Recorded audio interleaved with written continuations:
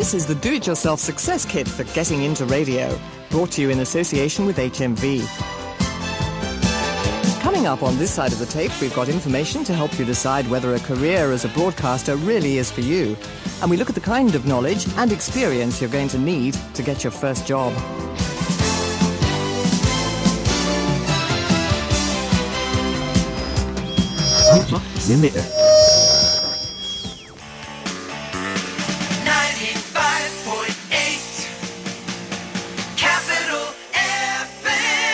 Right, on Southern Region services, Kent bound out of Charing Cross are running late tonight. Charing Cross to Gillingham via Woolwich. How many times have you listened to a DJ or some other presenter on the radio and said, God, I'd love to do that, only to be told by your family or your friends that, well, there's no security in the entertainment world, is there? That it's very precarious and only a lucky few ever make it to the top. Well, you mustn't believe everything you're told. Sure, broadcasting can, at times, be a precarious occupation. But then again, so can being an insurance salesman or a shopkeeper. No, what is true is that radio, for most people, is not a way to earn huge amounts of money, especially local radio. Matthew Bannister, managing editor of the BBC's Greater London Radio. If you want to make big bucks, then you shouldn't work in radio anyway, because working in radio, unless you are one of a handful of presenters, really isn't a way to make big bucks. Radio is a way to make a reasonable living, doing something which I think is better than working for a living, and that is doing your hobby all the time. Good point. So let's begin our discussion by looking at the 3 golden rules of getting into radio. The first one is this. Only do it if you love it. That's right. You must want to do the job because you love it, and not because you want to make your first million through it. In fact, I really can't stress this enough. It's no good if you want, deep down, to be, say, a dentist or open a health food shop, but think you might try broadcasting instead because, well, it's glamorous, isn't it? Or because your friends are going into it. And it's no good saying simply, I want to be in radio either. You need to be as specific as you can about the kind of job you're after, and often which company or organisation you'd like to work for too. Dominic Harvey is a reporter at Capital Radio in London. You have to first of all think about what sort of person you are. I, all my childhood, grew up thinking I wanted to be a BBC foreign correspondent. I had 50 interviews with the BBC, I think, and every time my qualifications and so on got me to the interview and I never got any further. Suddenly, I ended up at Capital and I thought, why did I ever want to go to the BBC? I'm not a BBC-type person. And I think the point is that you've got to think about where you would really enjoy it, not go on what your parents have always said is the best sort of journalism. In other words, the decision is yours. I know it's hard, but try and make a few simple choices right here and now. Ask yourself, what would I really like to be? What am I most cut out for? To be a producer, perhaps, or a newsreader, engineer, even a DJ? Do you fancy working on the music side or in news and current affairs? Or maybe you're an electronics wizard? OK, I know, lots of questions, and chances are it's much too soon to commit yourself. But even so, try making a decision. Go on, just as an exercise.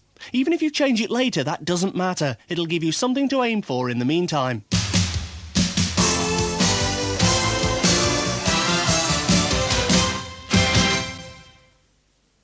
Another problem you'll hear when you tell people you'd like to work in radio is, but the competition is so fierce, isn't it? And anyway, most jobs are in the BBC, so if you don't get in, you're really sunk.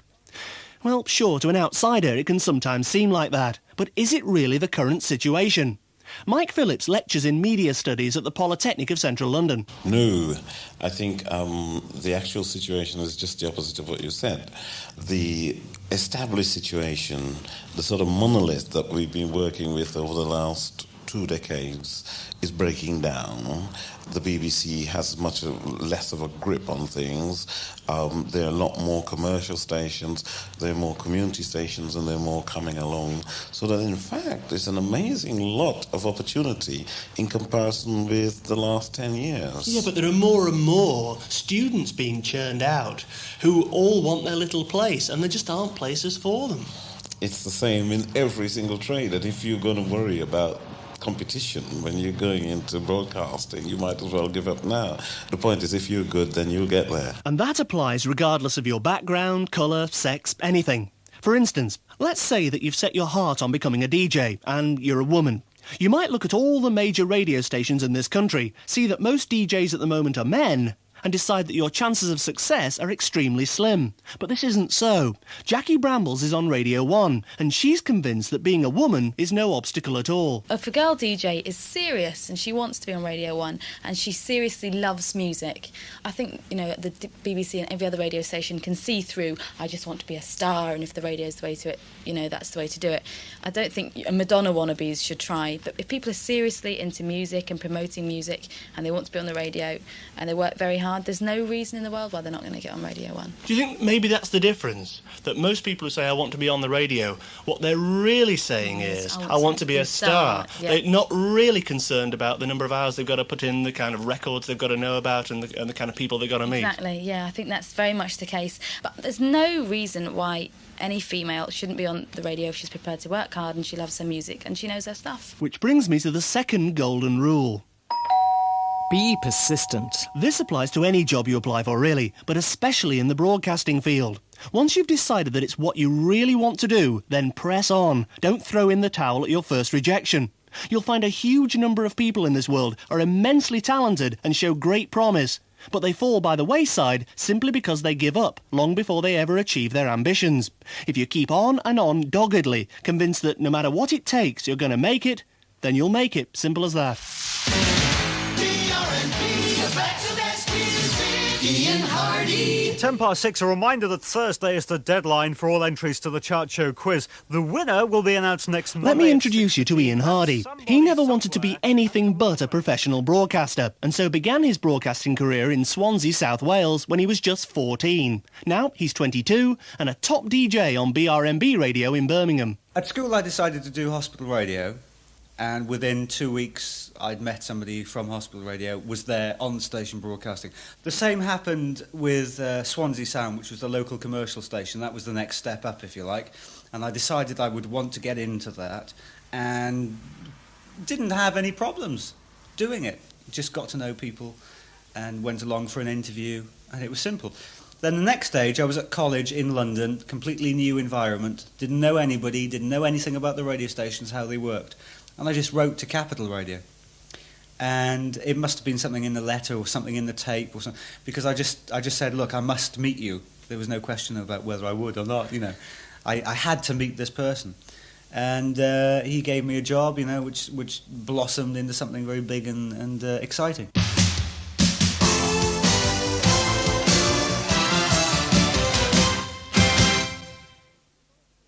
All right, so you've decided that radio is for you, and you've also got a rough idea of what job you want to do. And let's suppose for the moment that you want to be a broadcaster of some kind, actually on the air. What do you do next?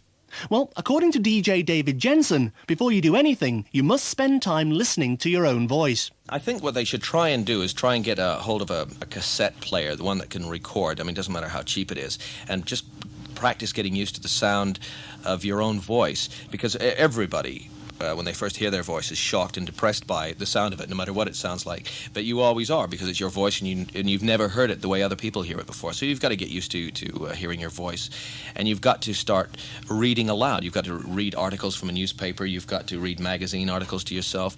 You have to try and develop a personality. I mean, one way of doing it would be to describe on tape what you did this morning in a concise, succinct, and if possible, maybe humorous or personalized way, and make it sound anecdotal. And to keep practicing those kind of things, and so you develop your own technique and style. The main thing is not to try and copy anybody who's currently on the radio, because that's not going to take you very far. All the great artists in the media, or indeed in the performing arts, have been original. So try and be as original as you can. That's what I tell people.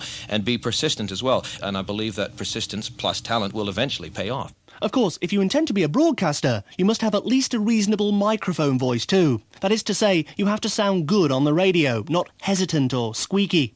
And if you want to be a reporter like Dominique Harvey, your voice will need authority too. To an extent, you have to become like a male. The deeper your voice, the more likely you are to succeed in radio as a woman.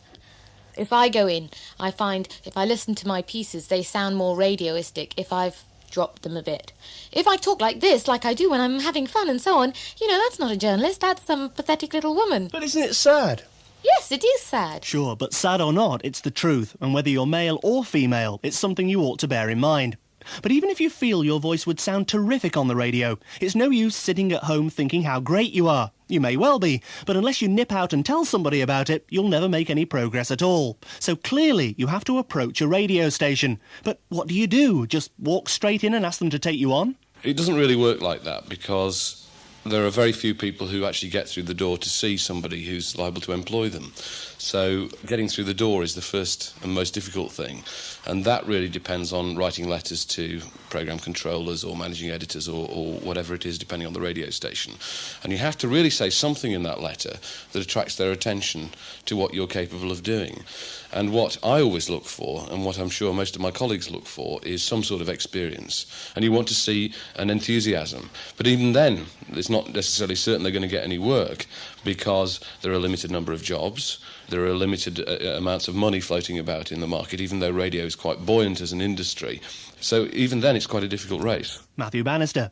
To make matters worse, the programme controller of any radio station has 1,000 pressing things to do, and meeting a newcomer he or she's never heard of will be way, way down the list. So how would you get the attention of, let's say, Richard Park, the programme controller at Capital Radio? With extreme difficulty. I can't pretend that. If you look around the corner of the desk here just now, there's a box of tapes that came in today. We've received, or I have personally received, 105 tapes today. Now, how long is it going to take me to play through all those? And I try to play as many as I humanly can, but it is not humanly possible for me to play the lot. Not as I sit here running 2 radio stations. It's just impossible. But I want to counterbalance that by saying I can tell by looking at the letters whether or not they're going to be the sort of people that I want. I mean, I can pick the top one off the pile because I had a look at it today. I read it, and there was 3 spelling mistakes. The word intelligent not spelled correctly. But I don't think, for instance, that that sort of person we could initially take in here, no matter what their verbal talent might be. This shows me that there's some sort of deficiencies that we'll never get over. Obviously then, your presentation is paramount, and this is our 3rd golden rule of getting into radio. Present yourself in the best possible light. First impressions count for everything, OK? So give it your best shot. Remember what Richard said just now, that he alone receives 105 letters a day from people desperate to work for Capital Radio. And you can bet that other programme controllers have exactly the same problem. So here's what you do. Write a clear, concise, well-drafted letter that in some way stands head and shoulders above the rest. Show how keen you are, your enthusiasm for the medium. Above all, let the programme controller know that you are 100% determined to make it into radio, and nothing less will do. Second, you're going to need a tape to show off your talents. Hi there, fans. This is the Morris P.F. Bracknell Show. And this is your fave DJ, Morris P.F. Bracknell speaking. And this is our golden oldie hour. All the hits from years ago on the Morris P.F. Bracknell Show. Woo! We're cooking with gas. Right, to kick the show off, here's old Blue Eyes himself, Eric Clapton, with his latest single recording called I've forgotten. Dearie me. Something like that wouldn't last 10 seconds with Richard Park. A cassette should be cheerful, snappy and brief, up to a maximum of 5 minutes. Plus, make it as professional as possible. And, as David Jensen said earlier, try to be yourself. Don't copy other people. Let your own personality shine through. Radio bosses are constantly on the lookout for fresh new talent. What they don't want is another Kenny Everett or Bruno Brooks or whoever. Right, anything else? Strong vocabulary, because after all, it is that sort of game, right? A certain type of person who will fit easily into the rest of the working group here and not be in any way a disruptive influence, because we have something going here on both our FM side and our gold side that I would wish to continue. They would have to have basic awareness of a studio. That's both the technical sides and the studio disciplines. But they would also have to have on the back of their mind an idea of what they ultimately wanted to do. Did they ultimately want to finish up as Chris Tarrant or John Sachs? Or did they want to finish up perhaps reading the news? Or, would the route for them be top-class production? All these things would have to be, I think, by the individual thought out clearly. I don't think you can bounce yourself into a station like Capital, sit in here and hope. It is a very tight, very tough, highly competitive game, and it's going to get tougher. It's going to get a lot more competitive. So my job here will be to find the very best people. If you are, God willing, you will come to me.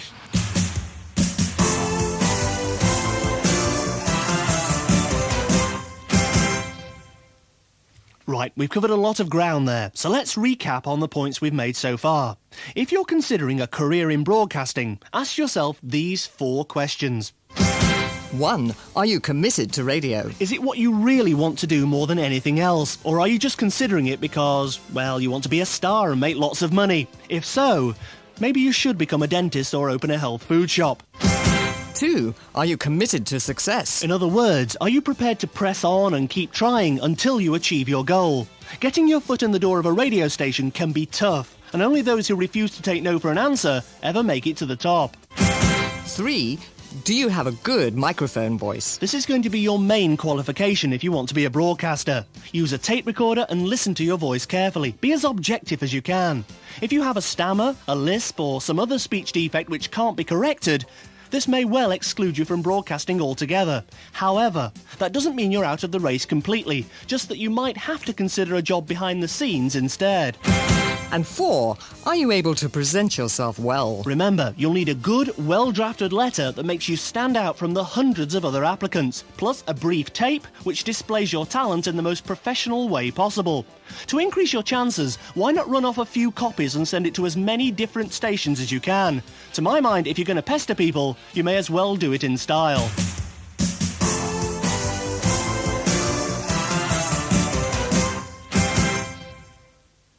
OK then, so far we've dealt with a simple, direct approach to the radio station by writing in and asking for a job. But that's not the only way. You could reply to an advertisement in the newspaper. Now, a lot of organisations promote from within. That's to say, if a job does come up, they offer it to their existing staff first. In some cases, this means that a person who joined a station as the postboy or to answer the telephones eventually gets their own radio show. But even allowing for that, most current vacancies, whether it's for secretaries, personal assistants or even journalists and producers, are advertised each week in the media pages of The Guardian.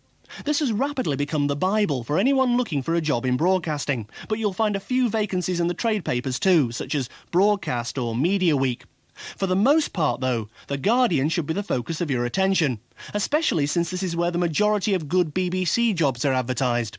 In fact, with very few exceptions, the BBC don't appreciate the direct approach we've been talking about. They prefer you to reply to advertised vacancies. Fiona Russell is the head of corporate recruitment services. Advertised vacancies, obviously we are expecting a response. What people have got to do is sell themselves in an application form. We don't know about the person, we can't make assumptions. It is up to the person to sell their skills, abilities and show their creativity and their enthusiasm. So to really show that they are motivated and very keen to get in and do understand what the world of broadcasting is about. The trouble is, most advertisements will ask for some kind of experience in the job you're applying for, which, let's face it, is almost impossible if you're just starting out. But it shouldn't put you off. All it ought to do is make you think, now, how can I enhance my chances of success? What can I do for myself before I apply for a job that will help me to get it? And that's what we'll deal with next. Because if you want to be a broadcaster, there are several recognised ways of gaining that vital experience. The first and probably the best option open to you is a course of study. Quite apart from the 4-day crash courses we'll deal with later, there's a number of 3-year degree courses in media studies held at various colleges around the country. But surely you might think, that doesn't make sense. What's the point of studying broadcasting? I listen to the radio, I know what's going on. Indeed, many people would say you've either got a natural aptitude for it or you haven't. Mike Phillips of the Polytechnic of Central London. No, that's nonsense. You don't need to study to do anything, but it helps. And I think that it's actually quite wrong to say you don't need to study to be in radio, because it's probably true, but you're better off if you do study. But what can you teach me if I have a natural ability for broadcasting that I don't know or won't learn in due course? Look, you're talking as if radio was some kind of medium that you just discovered, picked up and used. It's not something that one man takes and uses. It's to do with teamwork. It's a business, essentially. It's to do with attracting advertising. It's to do with culture as well. It's to do with politics. A number of various different elements. Now, it's not enough to say that anyone with a talent for putting tapes together or being on the microphone or whatever can do radio. There's any number of roles within radio. So that you can be a DJ, or you can be a technician of some sort, or you can be a producer, or you can be an editor, or you can be a reporter, and all those things are actually different skills. So in other words, a college course will give you a taste of all the different aspects of broadcasting in radio, TV, journalism, even on the technical side. And that should help you to make a better decision about what kind of career you really want. In short, it gives you a chance to experiment and to make your mistakes in private, rather than actually on the air in front of thousands of people. When you go into a job like broadcasting, the men and the women above you teach you what they learned from the people who taught them. And the kind of leisure that you get at a college to experiment, to try things, to work it out, to listen for yourself, and acquire confidence by working in a place where you can afford to fail is tremendous. DJ Ian Hardy was one of Mike Phillips' star pupils at the Polytechnic of Central London, and he used the media course not merely as a source of information and experience, but as a launch pad for the rest of his career. It took me about a year, and I would think, it would take anybody coming from the provinces into London, sort of about a year to find their feet, to find out how everything works there. And in the second year, I was in at LBC and in at Capital and going to all the TV shows, seeing how everything was filmed. And so it's just a matter of finding out how it's done. Once I know that, then I can see the way through and go straight to the core. But if somebody had said to you, look, Ian, frankly, you're useless. You'd be better selling vacuum cleaners or working in a boutique. Would you have listened to them? Well, some people do say that. Invariably, though, it's not the people that you want to be taken on by. I mean, I went to one radio station in London and saw the news editor there, and he just said, "Oh, yes, love your ideas," and all this sort of thing. And you could tell just by the way he was talking, he wasn't interested. And he wasn't interested in finding new, exciting, young, talented, fresh people for his news team. Now, you've got to think at that point, do you really want to work for that person anyway? According to Mike, Ian applied our golden rule number 2 about persistence and determination to its limits, to the point where he almost had to be physically restrained from trying too hard. There are some people who come in with a lunatic fixed determination, and those you have to learn to live with. You work out various strategies for getting them to do what you want. Frankly. Yeah, but that's a good thing, surely, if they're determined. Oh, yes, but let me put it this way. It works well sometimes and sometimes it doesn't. If you're so determined that you want to do this thing and you're going to be good at it, but in fact everybody else can hear that you're not good at it and you have so much to learn, but you don't understand that, it can be very difficult. So I have to spend quite a lot of time trying to work with each individual to expose to them what their problems are or what their strengths are. And then it's quite a genuine problem. You get people with lisps who have never heard the lisp in their voice. Just because people tend not to listen. And they're convinced that they're going to be terribly good presenters. You have people with a particular kind of accent and they don't realize what sort of problem that is, unless it's just this small regional area that they want to work in. You have people who don't understand that radio isn't simply sitting in front of the microphone and talking. It's to do with working out a concept, imposing your imagination on reality, and then putting it out again so that somebody else's imagination can link into it. All in all, it does help if you have a natural aptitude for broadcasting. Of course it does. But if you don't feel you're a natural, yet you'd still like to give it a go, a course in media studies may well be the answer. As Matthew Bannister explains, there are very few people who are actually naturals. And even so, those people who come to me and say, I've got a tape, I do this kind of thing, are not as useful useful to me is somebody who comes to me and says, I have all these different skills, which are the sort of things you pick up if you go on a course. I mean, I would look for somebody to have basic tape editing skills, basic script writing skills, basic microphone skills, before I took them on to turn them into the kind of journalist or broadcaster that I was looking for. If you come to me and say, well, I've worked hard in my bedroom for 4 years and I know now how to operate this tape recorder and I do lots of really good pieces about dogs, that's not very useful to me. I need somebody to come to me with an all-round view of the radio business before I turn them into something else, which is hopefully a kind of all-round member of my team. Radio stations are becoming more and more demanding as competition for work hots up. So the more knowledge, experience and skills you have, the greater your chances of success. There is one major drawback to the college system, though, which is that places, as you might expect, are limited. So if you don't make it, it's tempting to think that you've failed altogether and that you'll never get a job. But that's nonsense. Remember, many of today's top broadcasters never went on a media studies course anyway. And besides, there are other ways to gain that vital experience. However, for information about that, you'll need to turn this cassette over ready for side 2. Thank you.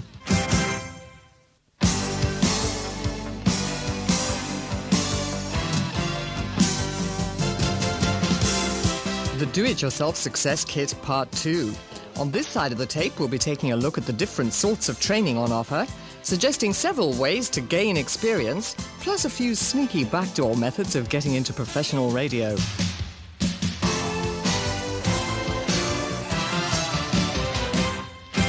Hi, welcome back. Now, of course, some people, we've all seen them, just happen to strike lucky first time. They fall into radio by accident, then shoot from complete obscurity to being national celebrities practically overnight. But they're a tiny minority, believe me.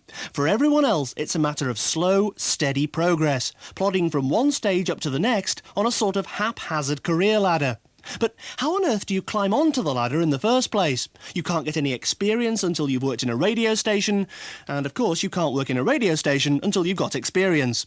But is that as strict a rule as it sounds? Richard Park. Probably, yes. I think on the music side of Capital Radio, I prefer the broadcasters to come in here with some experience. We have taken on one or two extremely young people, but if you look at their track records, they have also come previously from small stations. On the news side of things, again, I wouldn't want to encourage anybody to come in without any real training, because I think the standards here are, and this is the way it ought to be, higher than any other station in the United Kingdom. Capital Radio in the centre of London should be able to pick the very best. I don't think we should use this station as a training ground. But do you not think, though, that you can, as programme controller, have a gut feeling about somebody, that if only you spent enough money on them and enough time on them, you could have the next Tarrant or the next major reporter on your hands? Is it not worth the time? Oh, it is worth it. I've done that already. In fact, I have taken on into Capital Radio just now a young man who is age 19, who I know will be broadcasting in the daytime for Capital Radio within the next 5 or 6 years. So those sort of moves are being made, yes. I mean, he didn't necessarily come from a student background. No, I mean, if you are good enough, and I, in my own terms, perceive you to be good enough, then yes, you probably will get an opportunity. All right then, so let's get down to the nitty-gritty. If you're not going to take a course in media studies, what are you going to do to get experience? Number 1, BBC and ILR training. Unfortunately, there's no time here to list all the various courses and bursaries run by the BBC and independent local radio. But you'll find the main ones listed in the information booklet that complements this tape, together with addresses, course details and so on. As you'll see, the range of subjects on offer is fairly comprehensive, from 4-day seminars organised by the Radio Training Unit in Leicester on such things as how to be a DJ and how to do a decent interview, right up to full-blown training schemes at the BBC in such things as studio management, journalism and sound engineering. One of the main problems with applying to the BBC, though, is the sheer size of it. To an outsider, it can often seem as vast, sprawling and bureaucratic as, say, a large government department. Things are getting better, I'm told, but it's still a long way from perfect. Fiona Russell of BBC Corporate Recruitment. I think there is still quite a lot of bureaucracy. I think just by sheer virtue of the size, systems have to be implemented so we are seen as fair and treating all applicants equally. From the outsider's point of view, it may seem all very bureaucratic, and certainly applications are quite searching and quite demanding and does take time on the applicant's behalf.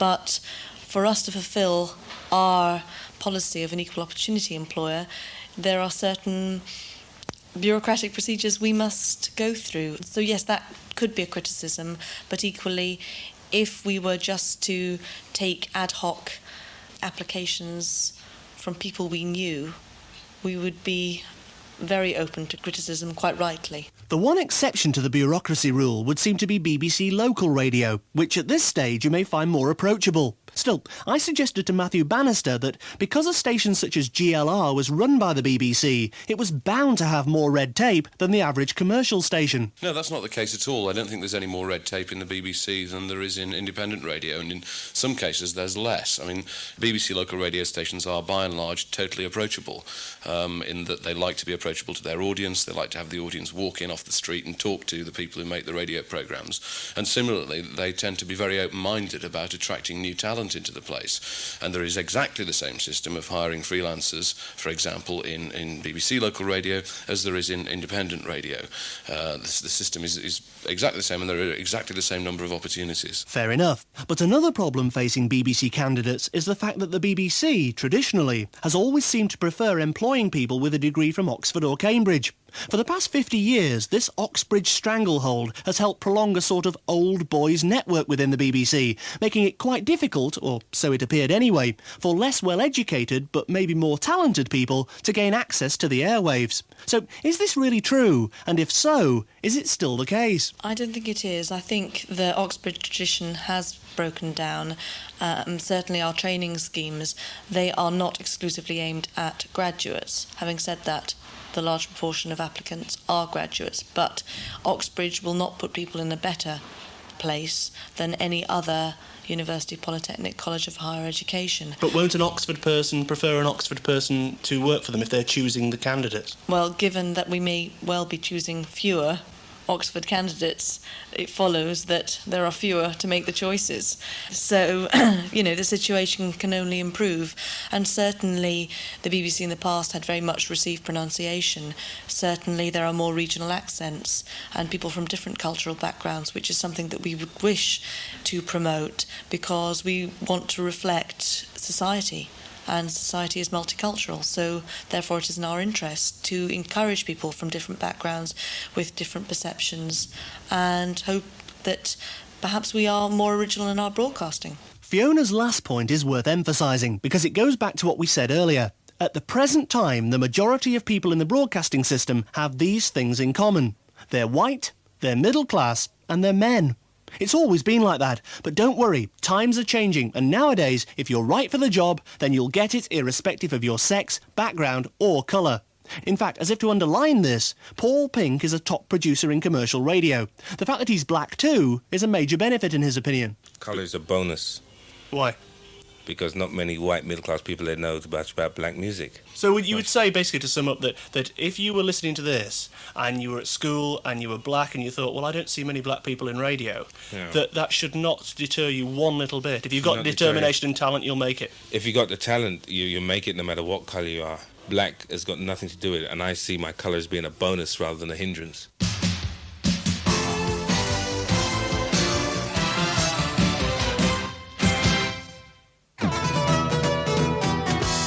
Number 2, hospital radio. If one of the many BBC and ILR training courses is not for you, then hospital radio ought to be. It's one of the finest ways of gaining experience of the day-to-day running of a radio station. Many hospitals up and down the country have some kind of in-house radio system, using volunteers to produce programmes aimed specifically at their patients.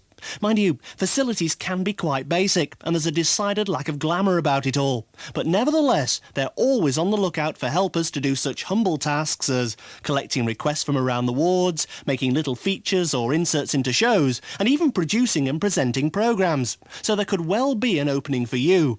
And whatever happens, don't make the mistake of thinking, well, it's hardly Radio 1, is it? So I won't bother. Hospital radio is very important. It provides an excellent practical and technical grounding. And as you've heard already, programme controllers in professional radio regard the time you spend there as extremely valuable. So if you get the chance, don't turn your nose up at it, all right? Give it a go.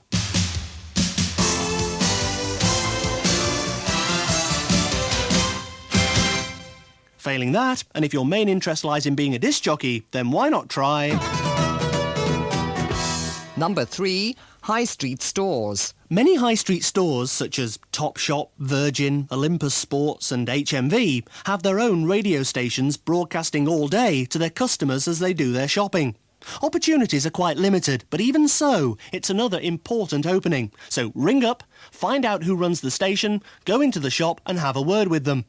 As anyone in radio will tell you, there's no set way of becoming a DJ. Some people work in nightclubs or run their own mobile discos for years before they eventually make it onto the air. But more than in any other profession, you've got to really want to be a DJ and nothing else if you're going to make the grade. In fact, chances are you were enthusiastic about it anyway at a very early age. David Jensen. I've always loved the idea of working in radio since I was about 8 years old, and I used to go around interviewing my grandparents and my parents with hairbrushes, pretending, the hairbrush was a microphone. I've always, been fascinated by the medium. Yeah, but you're in it now, and if you were starting off now, presumably you'd be absolutely petrified because there's so much competition. There are so many heavy things to cope with now, whereas, years ago it was a lot easier to get in. No. Conversely, it was more difficult. I mean, now there are many more avenues to get into radio. Before, when people used to ask me when I first came over here, when I was genuinely a kid, as a 17-year-old, how do you get into radio? Well, with a great deal of luck, which took me to Radio Luxembourg, and this is in 1968, or Radio 1. Those were the only two avenues. And so I was lucky I got my job at Luxembourg. Other than that, the only other route seemed to be through hospital radio, But now there are a lot of local stations, both BBC and independent stations, that offer training for young people. I mean, we have young people here at Capital that come in and help out half days or come in after school and do that kind of stuff and really just be gophers, go for this, go for that.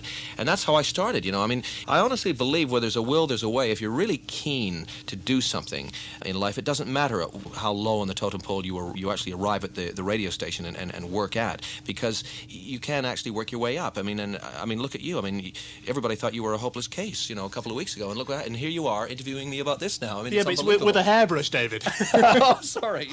Nice guy. And bear in mind what he said about giving your help free of charge, particularly since there will be hundreds of smaller community outfits springing up in the near future.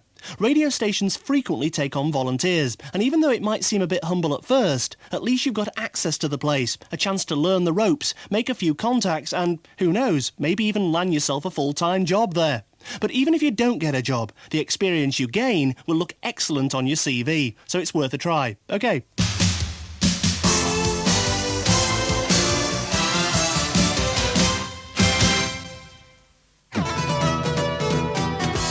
Number 4, news and current affairs. Now, this is really aimed at anyone who would like to follow a career in journalism, although I should add that in many cases it can be the most unpredictable and haphazard method of all. A-level English and a bit of experience in local newspapers or magazines may get you a job as a radio journalist, but after that, whether you make a career of it or not is up to you. To illustrate this, I think you should meet Kevin Mosley. He's a general news reporter who, for the past 10 years, has worked in newspapers, radio and television throughout Britain, and so he knows all too well that journalism, particularly in radio, offers nothing like a career structure. So many young upstarts, as he likes to call them, who come into broadcasting expecting a neat, established career pattern, are frequently disappointed. Well, I think if what you're after is a career structure, go and join the bank or the civil service, and then you can sort of say, well, I'm 25, I am a such and such a grade at the moment, I'm in such and such a position, therefore I can reasonably expect to be so far by the time I'm 60, or, maybe you've done better or maybe you've done worse. The key to any success in the media is your own creativity. As you've probably realised, Kevin takes quite a cynical view of radio journalism, treating it not as a branch of the entertainment industry, more as a workaday 9-to-5 job. He also doesn't believe that you need to rush into being a radio reporter. Indeed, if you start too young, according to him, there's a real danger that you'll burn yourself out. And I have a particular friend who was Young Journalist of the Year from a weekly paper at the age of 24. He was headhunted by the Express and then the Mirror. He then went on to News on Sunday, and when that failed, he spent 6 weeks in bed, and now he's selling. He's completely burnt out. The guy's a genius. He could get into any newspaper if he wanted to. But that's an extreme example. But I've also met an awful lot of people who, coming to the age of 26, 27, having done 3 or 4 years in radio, have got very burnt out with the whole concept of what they do in a radio station, because the radio format's very simple. All stories go into 1 or 3 or 4 formats, depending on the radio station that you work on, and that's most of them. You have very little choice. So, if you're actually aiming to be creative and get on and be successful, then I wouldn't say going very, very very far in radio very, very quickly is an obvious disadvantage, but it does have its problems. Ultimately, you've got to enjoy what you do. Which is what we've said all along. OK then, so let's say for the moment that journalism is the career for you, in which case you'll probably know already that there are various colleges, such as the London College of Printing, which run postgraduate courses in radio and TV journalism. But if that isn't suitable, then you never know, your local newspaper may be prepared to take you on as a cub reporter, and so allow you to learn the ropes the way all the best journalists do, simply by doing the job. But if you specifically want to be a radio journalist and work perhaps on a local news or magazine programme, what background should you have? What will a radio station be looking for when you approach them? Nicholas Wheeler is Head of News and Talks at Capital Radio. I'd be looking for a determination, an interest, a devotion, if you like, to Capital, as opposed to wanting to just get into radio somewhere, anywhere, basically. And I would be looking for a basic knowledge of journalism in its many varieties of working. So that doesn't mean, if you've only worked on women's magazines or only worked in local newspapers or, you've come straight from Fleet Street sort of thing. There is potential for everyone there. In short, it's the same old story. You're going to need some kind of hands-on experience before you arrive, which brings us back to local newspapers, a college course and so on. One last point though, broadcasting, as we've already said, can be more than a little precarious at times, so it often helps if you have quite a wide knowledge and expertise, rather than sticking to one particular job that you like best. We heard this earlier when we were talking about presenting, but it applies most of all in journalism. When you're 22, you can define what it is that you want to do. By the time you're 30, you can bet your bottom dollar by the time you're 27, your ambitions have changed. You've got to think in radio that the career structure in radio is actually very limited. You are a reporter, you are a senior reporter, maybe you're a producer, possibly you're an editor. There aren't that many radio stations. The chances are that you are not going to get to be editor. So what it is that you do, and then I think that if you have more strings to your bow, if you are more interested in things other than just being on the radio and doing journalism, you're actually in a much better and stronger state. I think it's good to have ambition, it's good to have short-term targets, but I think it's absolutely vital to be flexible.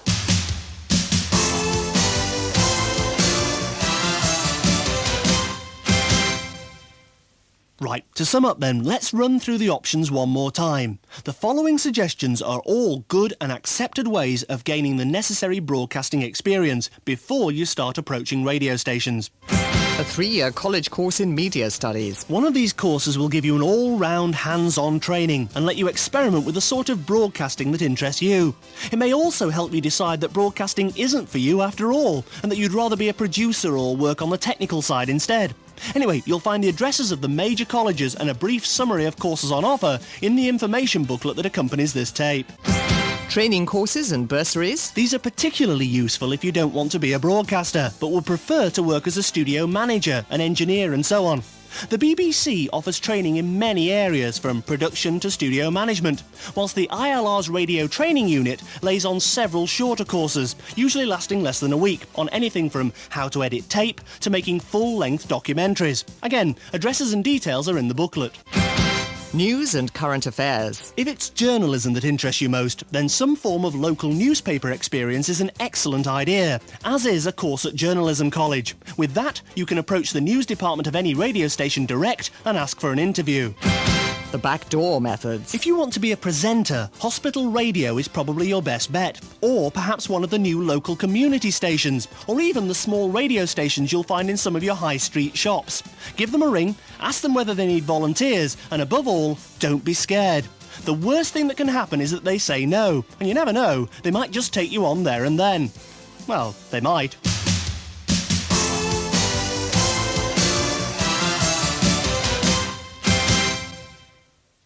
We've covered most of the main points now, and you'll find anything that isn't dealt with on this tape included in the information booklet.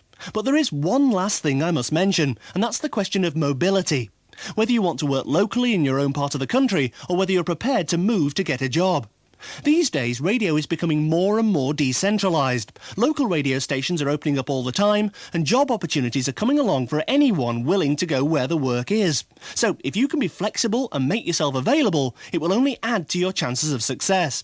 In fact, if you want to be a radio journalist, one of the best places to work is London, where they have serious problems in recruiting people. Nick Wheeler again. There is a reluctance, I think, throughout the country in many ways to come to London. People settled in reasonable jobs in Manchester, Birmingham, or the West Country or whatever find London viewed from afar as a dirty, violent, busy sort of place which they don't want to get involved in, and if they're earning reasonable salaries elsewhere, they don't find it attractive enough to move to London. Capital pays a pretty good whack. But there's still a reluctance, I think, for people to come generally to the capital.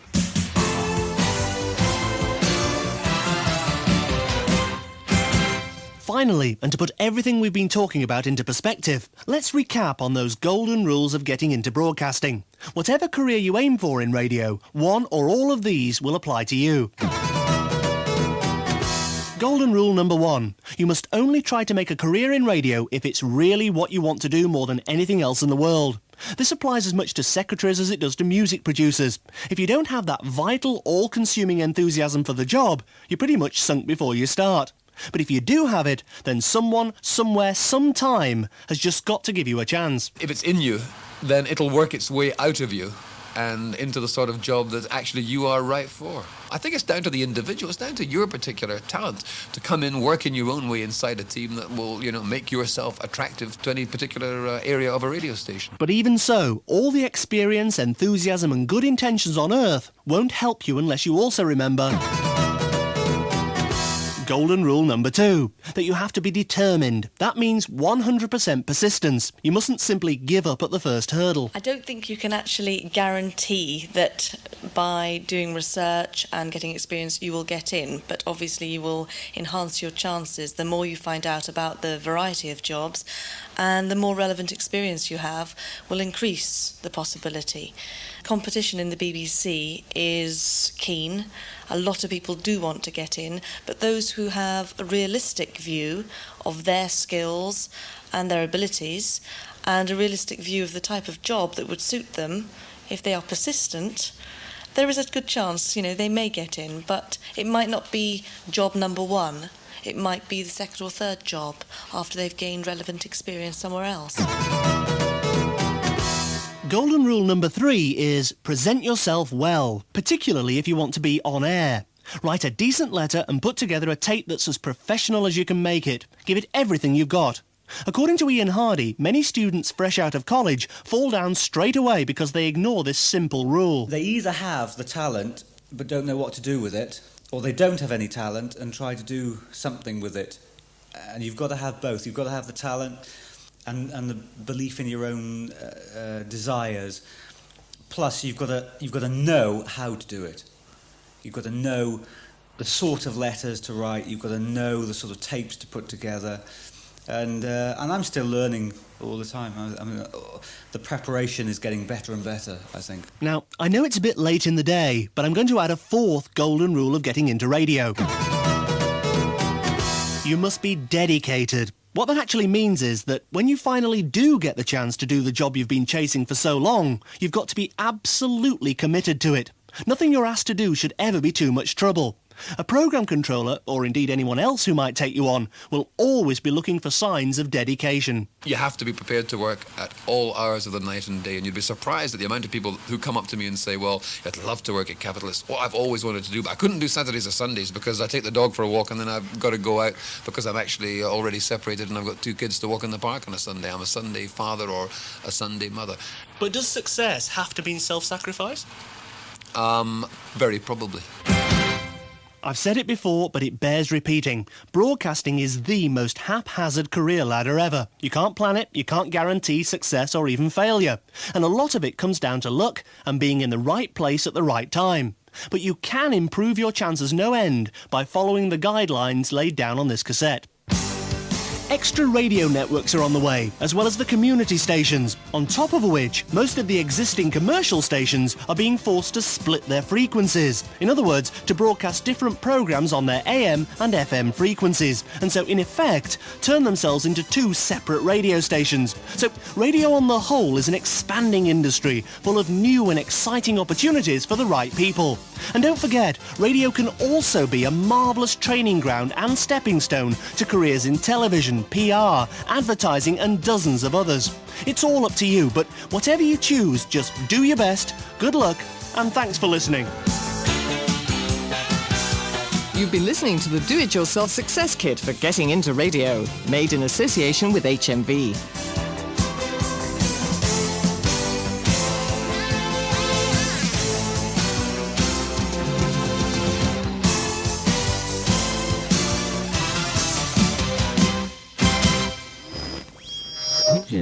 Limit.